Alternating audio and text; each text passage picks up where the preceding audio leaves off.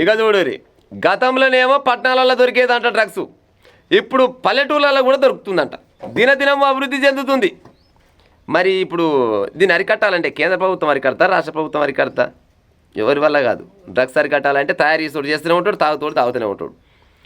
అరికడతందుకు మాత్రం ఒకరి వల్ల అవుతుండొచ్చు.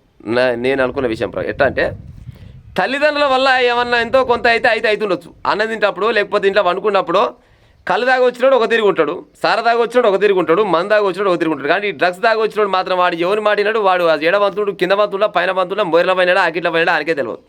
గసంటోని తీసుకొని ఓ చెట్టు కట్టేసి ఆ ఊర్లలో పందిగొద్దలు మస్తు దొరుకుతాయి. ఆ పందిగొద్దలు మంచిగా తేజకాయలు తీసుకొచ్చి గుడుకుడుకు నిప్పులలో వేయాలి. వేడి నిప్పులలో వేసి ఓ వారం 10 రోజులు పోగ ఉత్తే ఏమైనా సిగ్గు వచ్చి రేపనాడు తాగుకుంటూ ఉండే ఉపాయం చేస్తారు తప్పితే అంతకు మించిన పనే చేసి. పోలీసు వాళ్ళు మాత్రం కొనకపోతే పొరక కొడతారు అంతే.